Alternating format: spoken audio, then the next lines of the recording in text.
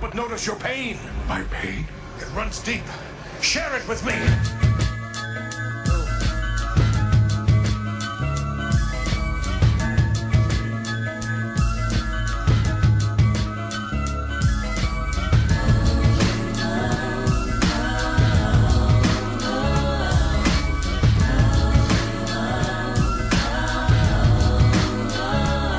They'll never take me alive, I'm getting high with my 4-5. Cocked on these suckers, time to die. Even as a youngster, causing ruckus on the back of the bus. I was a fool all through high school, kicking up dust. But now I'm labeled as a troublemaker. Who can you blame? Smoking weed help me take away the pain. So I'm hopeless, rolling down the freeway, swerving. Don't worry, I'm about to crash up on the curb, cause my business blurry. Maybe if they tried to understand me, what should I do?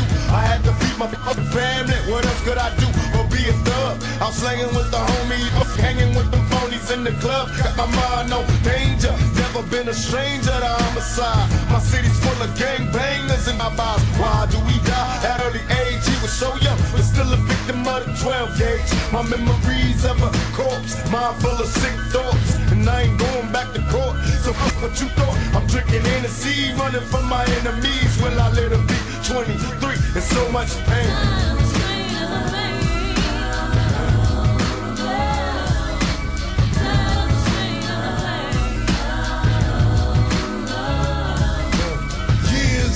Of that rough life, running crazy wild as a kid and growing tough with a knife and living tripe on the regular, walking out competitors. See a figure moving, chase them down like the predator.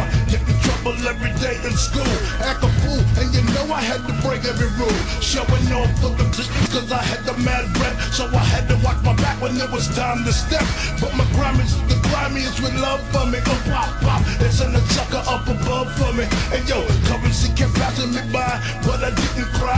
Bro got hit off with a pack and started selling coke, and now the money's looking lovely. Hop the drop top and now the wanna rub me. Kicking the game, it's all the same. I kick it back, yo, give them slack, yo, and now they label me the Mac, yo. People check it, get disrespected if you're fun on the bird, man. You heard, man, catch a couple shots from the Glock in my hand. Damn, at least I'm realistic with my biscuit. You know you get your hand twisted, so run for cover. Me and my man got a plan, kicking major done. So if you're old in the look for the gauge to bust, a lot of pressure with the street fame. It's a deep game, and my mama always crying, yo, there's so much pain.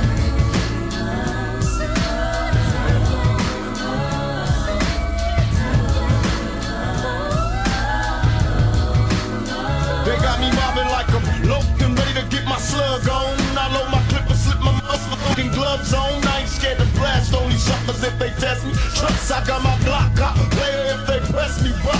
I'm with a passion, better truckers. I ain't looking when I'm blasting. I'm a nothing, drinking Hennessy and getting high on the lookout for my enemies. Don't wanna die, tell me why, cause the stress getting major. A buck 50 across the face with my razor. What can I do but be a thug until I'm dead and gone? Keep my brain on the game and stay headstrong. These sorry bastards wanna kill me in my sleep. I'm really cannot see, and every day is just a struggle. Steady thugging on the streets and I be ballin' low. Don't let them make you worry. Keep swinging at these suckers till you worried. I was born and raised hell. I'm looking from the gutter, word the mother I'm touched. I'm kicking dust up, ready to bust. I'm on the scene, steady mugging me. Until they kill me, I'll be living this life. I know you feel me, there's so much pain. Peace and love, family. You are listening to It's Bigger Than Hip Hop Radio. And it's presented like a jewel. Enriching, encouraging, and engaging our youth. Here on iHeartRadio. With influential guests such as Susan Taylor. We're a community in crisis, and we have to step up. We have to stand up. We have to speak up. We have to work together. Jasiri X. And then because we have Facebook and Twitter and we're able to share this information, the information is getting out there more. Dr. Julia Hare. Because we live in a racist society, and you can get arrested, black boys, for walking while black, thinking while black, driving while black, and anything you're doing while black. Dick Gregory. I can go and tell you why this program you have is so beautiful. that one, truth don't never have to be validated by ignorance. But ignorance will never validate truth. This is It's Bigger Than Hip Hop Radio. Tune in every Friday from 10 p.m. to 11 p.m. Eastern on WWWEAM 1100 on iHeartRadio. We here now. 1100atlanta.com. And so again, I said, what you're doing is very important.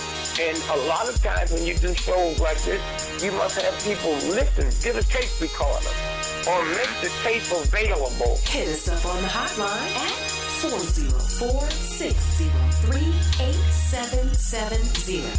And now, Jeff Hodges.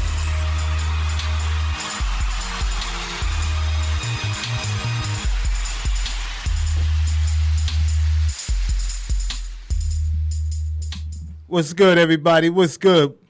Welcome to another edition of It's Bigger Than Hip Hop. I'm your host, Jeff Hodges. And I'm your girl, Shauna. Yes. And once again, we are definitely excited to be in the building to bring y'all another episode of It's Bigger Than Hip Hop. Tonight, we got a real special one for you, like always. I like saying that. You know what I mean? So check it out. So tonight, a special guest who's joining us, who's not a stranger to the show. He's been around. He's rocked out with us a couple of times. He's coming through. Producer, director, and writer D. Chance Berry is joining us. Welcome to the show, D. Chance. Thank you, Jeff. Thank you, my brother. Thank you. It's definitely an honor and pleasure. We walked this walk before, so it's like having an old friend coming to visit. Yes, sir. Now, how you doing, man? I'm doing great. How about yourself? Listen, I'm in Chicago, out of L.A. for a moment, visiting family and taking in Chicago and actually shooting some B-roll and some interviews for Dark Girls 2 here in Chicago. And the work never ends. And that's definitely what we're going to chop it up about today. You're coming out with that second half, Dark Girls 2. You definitely did your thing with the documentary bringing light to dark girls, looking at colorism in the black community, and beyond. And you talked about a lot of different things affecting women. And now you're ready to do it again. Yes, sir. We're ready to do it again. Now, I want to know, what was the inspiration to begin Dark Girls in the first place? You know what? It began in probably about 2008, 2009. I was coming out of doing a producing, actually, the Sam Cooke story for American Masters with a friend of mine named John Antonelli. And we had just wrapped that up and got it on PBS American Masters. And I was in my backyard, and Bill Duke called me up and said, we should work together. I like your work. And, Bill's coming out of Hollywood and doing a Hollywood thing, and I come out of the documentary world. And he said, we should do something on black women. And the next thing you know, I'm calling it Dark Girls, and we're sitting in my backyard working it out, and next thing I know, we're shooting it. And the thing that was so interesting about doing Dark Girls 1 was the fact that Bill and I happened to be two dark-skinned men who were two dark-skinned little boys who could not get dates and were ridiculed about our color and that sort of thing. So we had gone through the pain of being, ousted for being dark-skinned and as little boys. So we knew what that pain was like, but we knew that for women it was doubled or tripled. And so we had an emotional connection to doing Dark Girls. Indeed. So that's how it started. Now, since making your initial document, like you said, Dark Girls 1, looking at the issues of intercultural colorism within the black American community, how has the conversation around this issue changed from when you began the project in 2011, now with 2018, Dark Girls 2 coming out soon? I think we started a wave around the world, not only here in the United States, a wave around the world about colorism. All of a sudden, after Dark Girls hit, when the trailer hit, and it hit I think it hit like over 10 or 11 million. It went viral. It was crazy. And we were not expecting that to happen, but we knew that there was an issue out there that needed to be tapped into. And so when it hit, it's like, wow, this is crazy. So, since the time of that, and since the time it's airing on OWN, thank you to Oprah, Indeed. and now it's Stars and other channels, the industry, the media industry, I think fashion, and there have been several conversations around the United States and around the planet about colorism and self-esteem for dark-skinned women and for women totally. So I think it's helped bring the situation to light into conversation, and I know that there's been some healing that has been done also. Also, I know on the academic level that universities and colleges now are teaching courses. It's a part of the teaching tool of talking about Black America and about women's issues. So we were blessed with that. So we move forward. Now, I tell you one thing, the whole dark girls movement definitely hit home for me because I am a dark-skinned woman myself. Growing up, I've always heard the statement, you're pretty to be dark-skinned. Now, I never understood whether I should take that as a compliment or an insult. So, coming from you, which one should I take that as? You know what? You take it as a compliment with a little bit of a side eye. Right. The side eye comes at the fact that, sometimes people are ignorant, and I don't mean ignorant in terms of saying people are stupid, but ignorant in the fact that they just don't know enough or been educated enough that to say that to someone is a bit of a slap in the face. Right. Is that why can't you say, for a light-skinned girl you're pretty, or for a white girl you're pretty, or for a fat girl you're pretty, or for a skin girl you're pretty? They don't say that. Right. And if they do say, they don't say that often. But I'm saying is that I hear more that you're really, really pretty to be a dark-skinned girl. I say, well, what else could she be? Or why can't I just be pretty? Right. Yeah, why can't you just be pretty? Everybody else is just pretty. Right. So why do you feel the need for this follow-up for Dark Girls 2? Man, listen, I was getting all kind of emails over the last 3 or 4 years when I mentioned that I was thinking about doing it. And then when I finally announced that I was doing Dark Girls 2, I got bombarded by a bunch of emails and Facebook situations to sisters saying, like, Mr. Berry, you need to leave this alone, and da-da-da-da. I never had a problem with this, and, this is water under the bridge. So I'm saying is that, what I'm saying to these women, okay, fine, you've never had a problem with it, and you got over it, right. But there are women who are still dealing with this, who are younger and way older than you, who never dealt with it. So are you telling me that these women who have these stories of pain and not glory like yours are to be dismissed?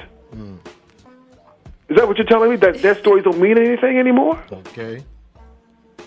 So what I'm saying in this documentary is basically focusing on the healing process. What's the healing look like for dark-skinned women and for women, period, of color?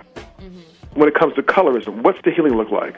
So, yeah, there are stories of pain still, and there's some stories, beautiful stories of glory, and some deep stuff about, mental illness involved in all of this also, in terms of self-esteem and what the pilgrims have done, some pilgrims have done to us in terms of media, and what they set out to do in terms of having these standards that are set by white gay men sometimes, and white women who know nothing or care anything about the shape and the color and the existence of our women.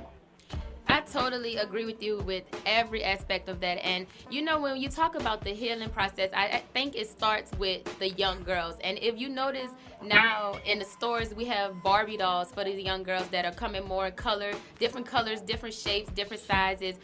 All of the Barbie girls don't have this luxurious hair. They have the natural African American women hair. So I definitely believe the healing process starts with that. But I do want to ask you, when creating Dark Girls, were you a little skeptical about how the light-skinned community would take your film? No, I didn't give it that much thought. All I knew is that Bill and I had a one-on-one situation. And the one-on-one situation was this. We had to become honest with one another. I said, Bill, do you or I have a preference when it comes to the choices of women that we want in our lives as dating or wives. Mm-hmm. And Bill said, yeah, he had a preference. And I was like, wow. And then I said I had no preference because my self-esteem was so low coming up as a child and as a teenager that whoever loved me, I loved them back. Mm-hmm. So I had no choice, you know. So as growing up into my teens and into becoming a male, I gravitated towards people who loved me. And then, you know, I got enough self-esteem up to say, well, you know what, I don't have a choice. So I like dark, I like light, I like medium, I like all kinds. There's a whole spectrum of women.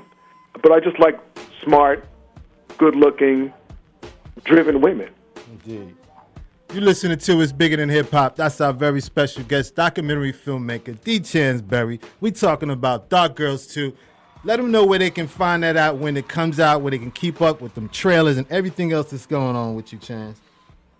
You know what, man? I'm a Facebook junkie, so everything everything I do is on my Facebook page. It's D. Chansberry Facebook page, or you can go to Dark Girls 2 on the Facebook page to find out even more on what's going on. So right now we're running a GoFundMe campaign to raise money for to finish up Dark Girls 2. So we're trying to raise $110,000 right now by July 28th. So we can finish this bad boy up and get it going. So I'm in Chicago right now, trying to do some work out here and trying to get some things done. But it costs. It costs a lot to do these productions and get these rights and pay these people to do the job, you know, properly. Now, initially, we spoke about Dark Girls 1 coming out. You partnered up with Bill Dukes, and you guys, you know, reaching out and coming together like you did. What was the reason that you guys are not doing part 2 together? Bill and I actually parted ways in the middle of editing Dark Girls 1. Okay. But we had to stay together, you know, politically to go out and be the face of Dark Girls 1 on tour and in the media. Right. But we had pretty much I had said I couldn't do this again. So Bill went on to do Light Girls. Mm-hmm. Mm-hmm. And that got the reception it got, and I had nothing to do with that. And then Bill went on to release a book, Girls Book, mm-hmm. and I had nothing to do with that. In the meantime, while he was doing that, I was doing working on 2 other films called The Church House and Sexuality in the Black Church and The Black Line Profile of the African American Female Part 3 that are now out now. Right.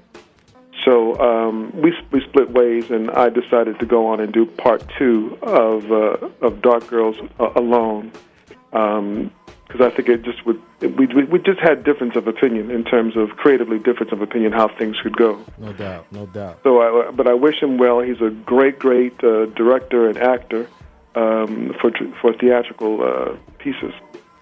Absolutely, absolutely. We definitely had Bill join us here as well, so we salute him also. We take a quick commercial break, and we'll be right back. Mm-hmm.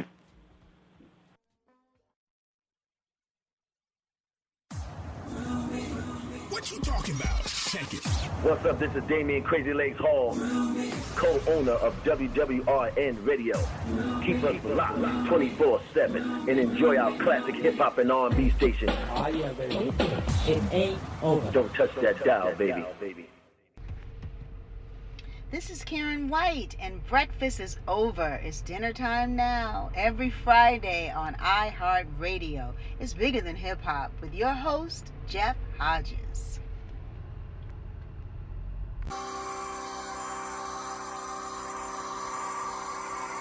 Oh man, oh man, oh man, oh man. Yo, I cannot understand why the parents and the teachers and everybody trying to bring to the kids, the young generation. Yo, what's the deal, bro, Charlie Brown? What's the deal, Charlie? I don't know what the deal is. You have to ask my partner, Dingo D. Yo, tell us, D. Confusion, G. Oh, word, what's up? Hey, oh man, it's just another case of that OPTA. Oh man. The school I wrote notes to quote some Shakespeare and other types of rhymes to show you that I care. For things like together forever, T, you're my only one. Only one. It was special, I could say it was a loving one. You would say someone's knocking at my window. Knock, knock. Someone's ringing my bell. Ding dong. It's about 2 in the morning. Hey, yo, G's, what the hell's going on? It's just another case of that OPTA. But nevertheless, it goes to show my potential. And even though our love was three-dimensional, 1, me, 2, you, 3, your pops. Now what am I to do? I had to transform into an educated lad. Going around doing chores for your dad. Playing a duck, wearing sweaters and shoes. Chilling with rock, just listen to the blues. And we're back. It's Bigger Than Hip Hop. On the phone is our very special guest, film director D. Chance Berry, talking about his new documentary, Part 2, The Dark Girls, coming out soon. Y'all go check out that GoFundMe and help support this cause. Chance, talk about the emotional, or if it wasn't emotional, difficult times for you personally in the process of making this film, and how did it impact you? How emotional it was? Yes. How many you say? Yes, it was emotional, difficult, and how did it impact you? Brother, it's always emotional for me. Any of the films that I do, if it doesn't hit me in my heart, and I don't cry over it when I'm writing it, then I won't do it. Right. Every film I've done 17 documentaries, and 15 of them have been about my heart. Because I love our people. I love black people. And I want to see us standing tall. I want to see us as fathers and mothers. I want to see us as responsible people. I want to see us as political figures that we can trust. I just want to see us as magical people that we are, as blessed people and magical people that we are. So anything I can do that will uplift and put light on subjects that we don't want to talk about, that we should be talking about, because it's about the healing process. Mm-hmm. That's the way I'm going. And I've dedicated my life to that. Absolutely. And I read a quote where you said, "Pain is pain and all women can be dark girls." Talk about that. Well, I had gotten an email from a couple of women from Warsaw, Poland. And I was like, well, ain't no sisters in Warsaw that I know about, in Poland. So this must be for some, these Europeans. And these women were writing me saying that how they connected to the trailer of Dark Girls and how they understood the pain. And I said, you know what? It's not about so much the color of the woman's skin. It's the color of the pain that is dark, that resonates with all women. That's profound.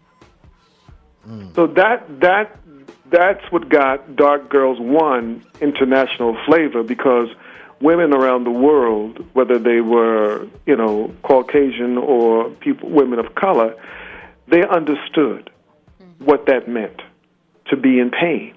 No doubt.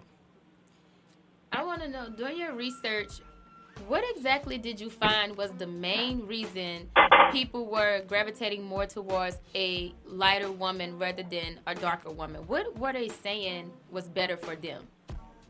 Well, for black males, it's a generational thing, because the men who came out of the 30s, 40s, 50s, and 60s and early 70s always wanted the thing that they couldn't have was a white woman when they became successful. And a little bit of that has just translated over to some of our basketball and football and baseball stars that they have gotten, and some of our musical stars also, that they have dated or have married white women and not black women. So I don't know if it's part of the self-esteem thing of being able to have something that you're not supposed to have, on both sides, on her side and on his side. But today in the South, if I'm traveling in Alabama and Mississippi, I see more white women with brothers than I've ever seen before in my life. Yes. In the South, in the deep South. Right, right. So that has to be some type of retaliation. Yeah. Rebelling against their daddies. I'm sorry. What I you saying? said, yeah, it is. They rebelling against their daddies. Yeah, exactly. It's like, you know what? The hell with all of that. I'm going to love who I want to love. Exactly. And the spirit part of me is way understanding of that. Oh, you should love who you should fall in love with.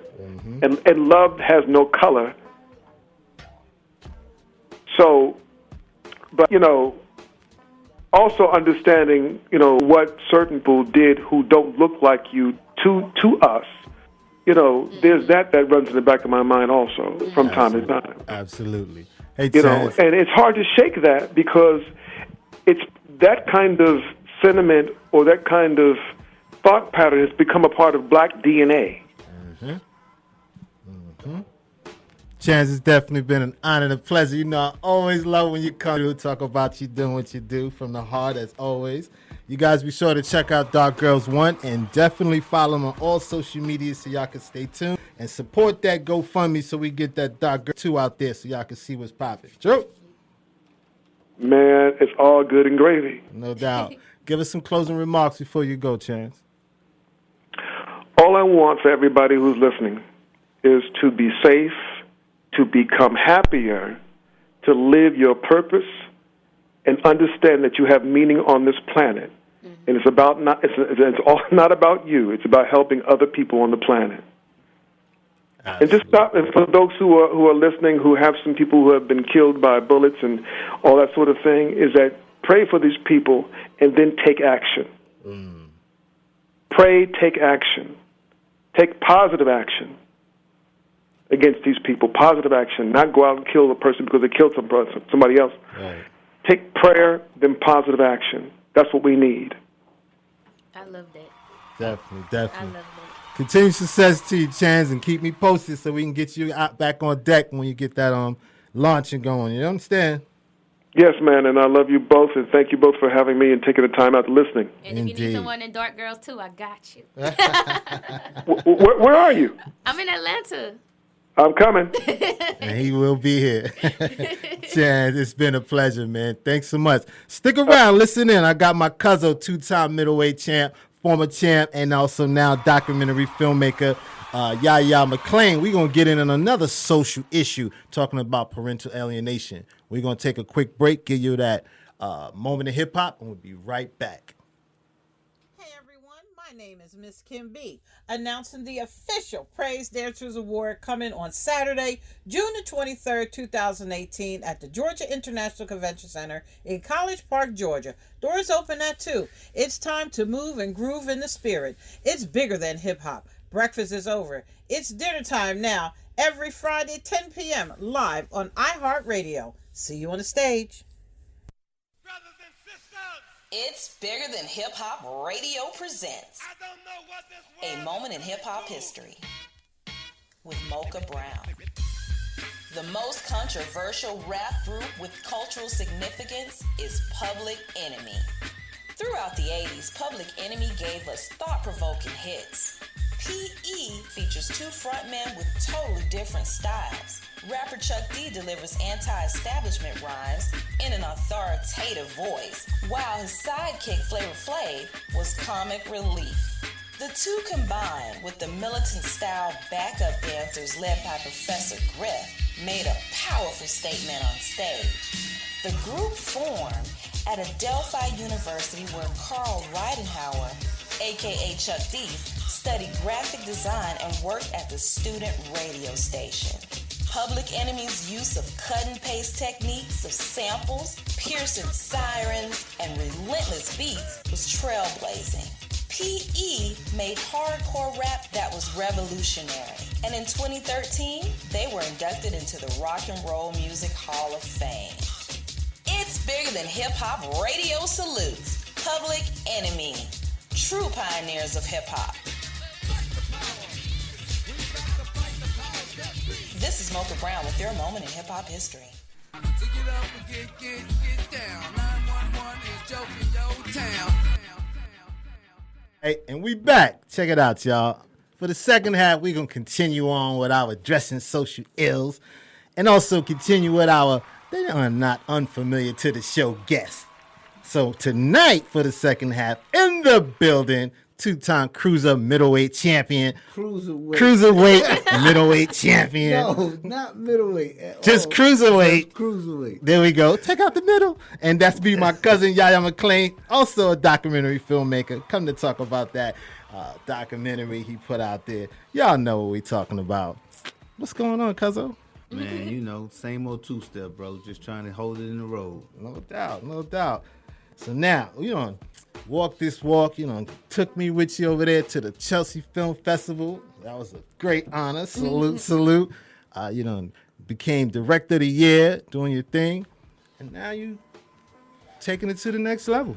Man, you know, like I always say, man, first of all, I appreciate everything you do, man. You know, thanks for having me on the show and always supporting everything that I'm doing. Oh, no doubt. And remember, I got something for you that I forgot. Okay. I jerked you twice, so we're gonna get into that later on. All right. But yeah, man, you know, it's just an honor to be here, man, and you're talking about all these things that I'm doing as far as with this documentary. And like I always say, this is not something that I just woke up one day and said, you know what, I'm gonna do a documentary about parental alienation. Right. Nah, it didn't happen like that at all, you know. It's something that, all right, we'll just go through it quickly. You know, of course, I'm from New York, Jamaica, Queens. It's a rough neighborhood. Mm-hmm. My pops got killed when I was 3 years old in Jamaica, Queens on New York Boulevard, which left my moms to raise 3 boys on her own. I'm a Marine. I'm a veteran of the United States Marine Corps, and I'm a 2-time world champion. So basically, I've been fighting all my life. Mm. But this battle that we parents are all losing in the family law court system in America is by far the hardest fight I've ever been involved in. And therefore, that led me to do the documentary. Mm-hmm. What battle are you battling with the parental affiliation? It's parental alienation and corruption in the family law court system. For instance, you know, I have a child. Mm-hmm. I have a couple of children, and one of them I wasn't allowed to see for a year. Not to cut you off. I think we should explain for the listeners and for this young lady what exactly is parental alienation. Okay, parental alienation is when, parental alienation is basically, it's because of the court system. Mm-hmm. The court system is what allows this. And the way that they allow it is because in the case of divorce or separation with a child involved, the court system alienates one parent from the child. Mm-hmm. Most of the time, it's the father, but it does happen to women as well. Mm-hmm. And in doing that, they create a need for child support, and through that collection process, through a thing called Title 4D from the Social Security Act, it allows the state to, through a collection process, to gain money. So for every dollar that's spent, the state gets a kickback. And it's made it into a $50 billion a year industry. Right. So if you, and that's on the low side. Mm-hmm. So if you have a business that's gaining $50 million a year, you ain't gonna end it because somebody's child or because a parent or whatever. So therefore, that's the reason we're fighting this ubiquitous problem all over America. You know. Now help me understand, because in those instances, most times it's the parents that decide to go, either one of the parents decide to go to the court and say, hey, my spouse isn't there for the kid. Can you please help me get something from them, right? Well, let me just get in there, too, because you know I got some of that happening to me, too. Right. So really where it starts out is the relationship could be fine. Mm-hmm. And as soon as the breakup come about, all of a sudden the husband, the father becomes in question about how he is with his children because she's in her feelings or he's in his feelings because the percentages range is different. But like she said though, they go to the courts. Mm-hmm. Right. Be it the man or the woman, they go to the court. Now, they could be in their feelings all they want if they keep it out of the courts and they deal with it the way they're supposed to, amicably between two caring parents. And if it's done that way, then this will be a different conversation. It'll be a completely different conversation. Gotcha. For instance, my daughter's mother, and when I had my daughter, I was like 21, 22 years old. I was wild. I was in the streets. I was traveling, boxing all over. And I did everything. But it's okay. but my daughter's mother held me down. Never to this day has she ever kept me from seeing my daughter. Right. Never. No matter what I did, she never kept me from seeing my daughter. So, Jackie, like always, I salute you because she's a G. You know, so it doesn't have to be that way. Right. You know, but what happens a lot of times, especially when you're married and you have a divorce, because now going through the divorce, for one, in the state of Georgia, with a child involved, it's automatic that you have to go through parenting classes. That's the first money they make After you a spend. divorce? Yes. Oh, okay. That's the first money they make they're you gonna spend. cake off with that, right? Yeah, they're gonna get that money off the top. That's Okay. mandatory. Oh yeah. And so it just starts from there. And then like Jeff was saying, you know, when there's a bitter parent, or even when they see one parent wanting to really be involved in that child's life too much, they're like, aha, right, I see some money right there. Oh yeah, we're not gonna let him see the child. He gonna fight for that child. Right. Or we're not gonna let her see that child. She gonna fight for that child. So that automatically starts this perpetual battle. And therefore you start spending, like for instance, in my documentary, which is Casualties of War, the movie. So Casualties of War, it stands for Warriors Against the Regime. All right, I like On my that shirt, too. it used to say Women and the Regime, because when I first got involved in this, I was like, that's another way for the white man to keep the black man down. That's what I thought. But as I got involved in this, I quickly learned, because once I started reaching out to other people and looking for help, because I'm losing in court and I ain't done nothing. Right. You know, I started reaching out on Facebook and seeing these different fathers' rights groups, the fathers' rights movement, you know, parental parents for legal custody. I mean, all these different groups. The majority of them were white. And all of these white men embraced me and helped educate me. So I quickly learned that it wasn't about gender. It wasn't a race thing. It wasn't a race thing. And then I started thinking that it was a gender thing. I was like, okay, well, it's all about they hating on the man. It's all about the man. But then as I started traveling, because I spent 3 years doing this documentary, traveling around the country. And as I traveled and started meeting more people and interviewing these women, I learned that it happens to women as well. So it's all about money. That's the bottom line, that it's all about money. And that's why I did the documentary, so that we can help educate everyone, so that the people can learn. And I'm talking to the masses, because if we get the masses to understand this, that keep your business to yourself. God gave you that child. God did that between you and that woman, or you and that man. And that's where it should stay. You shouldn't have to have nobody else come in and tell you what's going to happen with your son. That was best.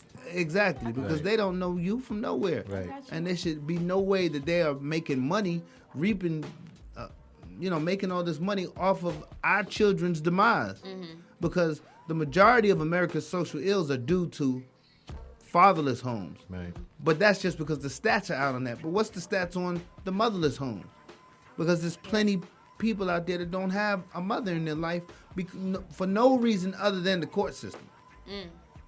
No reason other than the court system. So anybody that's listening, go to casualtiesofwarthemovie.com and watch the documentary. You can see the trailer, but watch the documentary. Just hit the button that says watch now.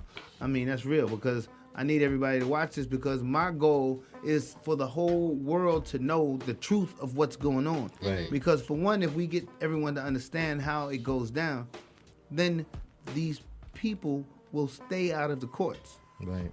They will stay out of the court system. If they stay out of the court system, this problem goes away. That's one. But the other one is so that we can get the masses behind us, so that we can make the amendments to the Constitution. We can, repeal these Title 4Ds and Title 4Es. I mean, from the Social Security Act. Because, this stuff is such a ubiquitous problem. It makes absolutely no sense. You got people going to jail because they can't pay these astronomical amounts of money that the courts are putting on them. The muscle. You know, I got the basketball player, Joe Smith, number 1 draft pick, spent almost $1 million fighting for his children. I got a doctor in there. He spent $500,000. He was a pediatrician. The children loved him up in New York. They took his business the way they just destroyed his whole life. Wow. You know, I got Roy Jones Jr. in the documentary. I got Zaire Rahim in the documentary. All these are world champion boxers and Olympians. I got a dude in the documentary that protected the president, and now he can't see his children. Wow. How does that happen? How can you protect the president, but you can't see your own child? Can I chime in? So I want to just play devil's advocate for a quick second. Do you believe that the court failed those homes in which the kid is taken away for good reasons, or the father or the mother is taken away for good reasons? Like some parents are dealing with drugs or a different situation like that, where the court in that case helped the kid because they're taking them out of those situations. Now, is the court failing us in that way as well? Well, if you're saying there's one parent that's on drugs, well, one or maybe two, or however, just taking that child out of that environment. In the rare cases where those things happen, because the majority of the time it's about money. Right. You think so? Really? Always. Absolutely. I don't know, you guys. You gotta follow the trail. Listen, Like you said, when you don't know because you don't know. Right. And you won't know until you know. Exactly.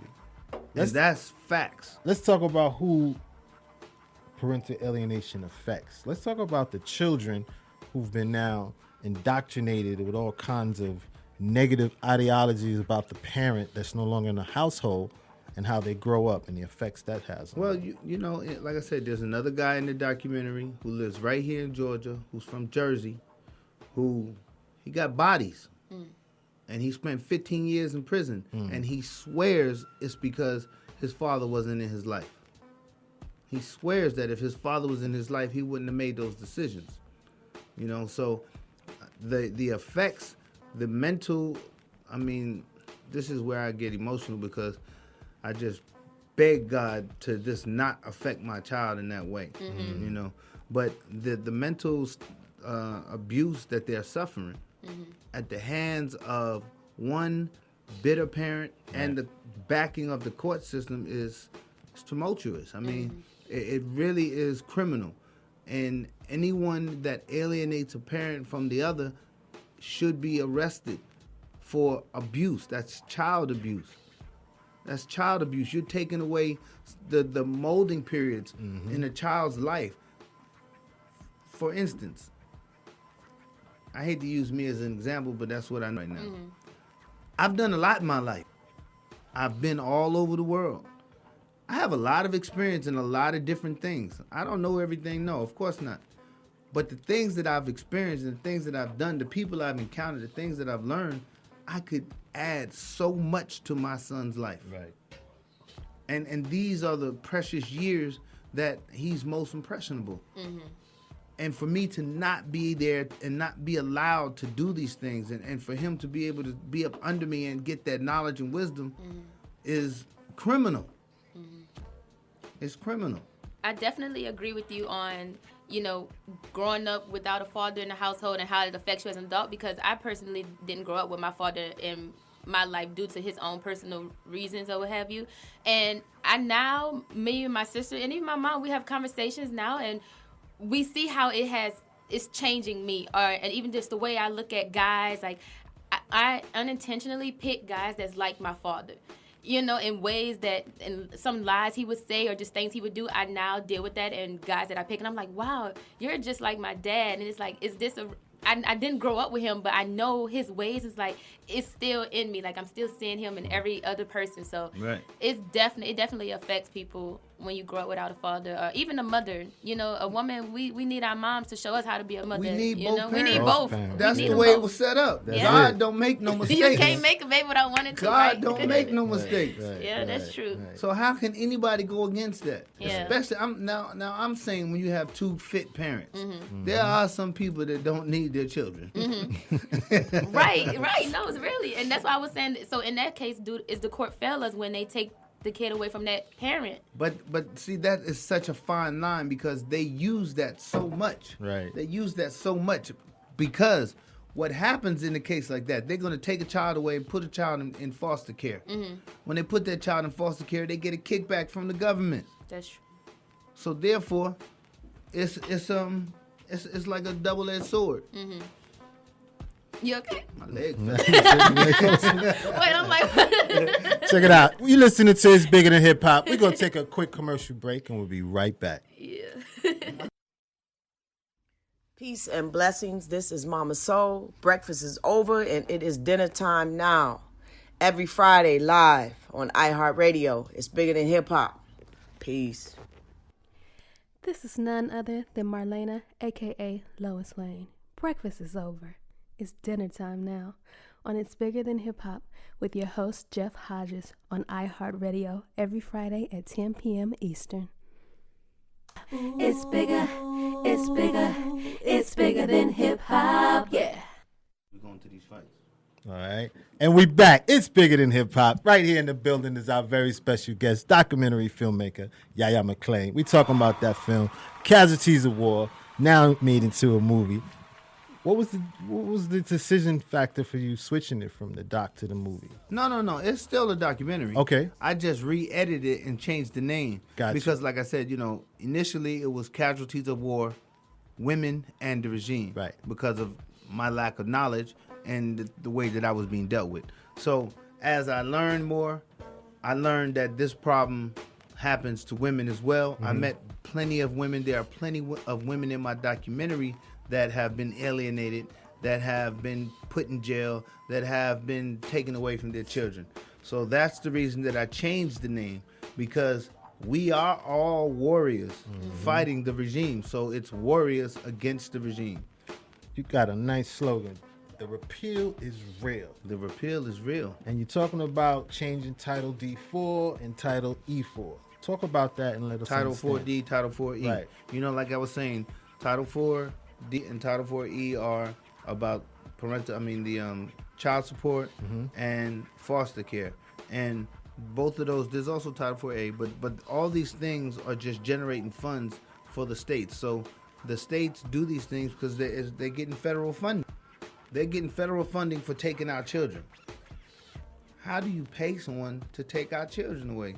This is just as bad. And you know what makes me so mad is that, not to say that we shouldn't be concerned with children coming into our countries. Right. But you're seeing it right in your face. But did you see the outpour of people that got involved and that stood up and spoke against that? Mm-hmm. But what about our children? Charity starts at home. Mm-hmm. What about our children? Our children right here in America are being taken away from us. Our children are being tormented. So where's the outcry and the outpour and all the love for our children? Mm-hmm. When I start seeing so many people stepping up and speaking out about that, it just enraged me, because I'm like, how do you not care about your children right here? What about American citizens? I'm a United States Marine. I've served for my country, but yet you won't fight for my children. But you're going to run to the rescue of these other children. It's crazy. What has been your biggest accomplishment with Casualties of War? Just as a fighter, I've been boxing all my life, and I went to film school for about 1.5 years. Mm-hmm. And to be able to say I'm gonna do a documentary on it and get it done, that's big. It's seeing something that you worked hard for, and it's happening. And so, like, when the brother was just talking earlier, he was talking about the GoFundMe's and all that. Mm-hmm. It's so hard.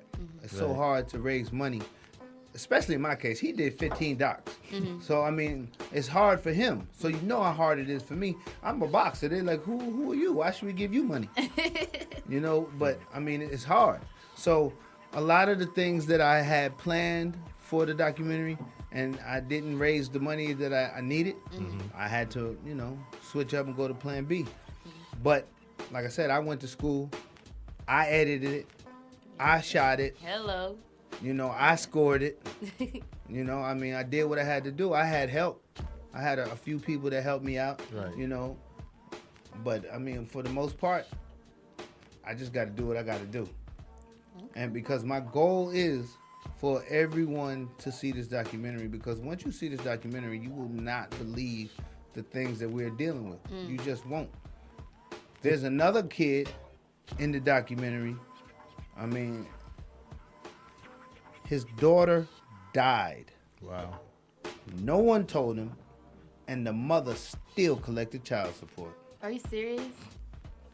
Sure, there's so many crazy cases. Talking about Daughter died. Wow. His mother, no one ever told him, and the mother still collected child support. Good job.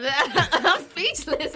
Left her speechless. You left her speechless. So with that being said, everybody go to casualtiesofwar.themovie.com and watch this documentary. Yes, definitely. Talk about what you want at the end of the day people to walk away from after seeing the documentary.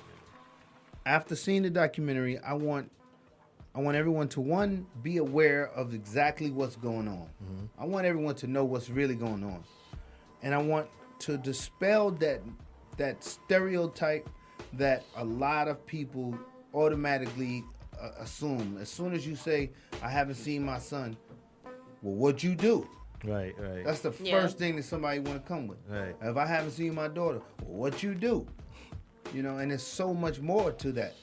There's so much more to it. So I want people to really just to learn and have their eyes open, so that if they decide to have a child, if they decide to get into this relationship, that they can think twice in the case that they break up, because this world that we live in right now is so crazy. Divorce rate is shooting through the roof. Right. And so if they have a child and they end up in divorce and they see this documentary, they will have a lot of knowledge on what not to do, like going to the court. They will learn how to keep it out of the court, deal with it between the two of them, find somebody in the community. If you're in church, go to church. If you're a Muslim, go to the mosque. If whatever it is. If you're in a gang, get the gang leader to sit y'all down. Get somebody to talk to y'all. Besides the court. You know what I'm saying? So that you can work this thing out and y'all can come up with a parenting plan that is going to benefit the child. Right. Without killing each other. Now, do you have any other passions that you can see yourself making a film or documentary about? Oh man, I did several films. Yeah. I've done a few films.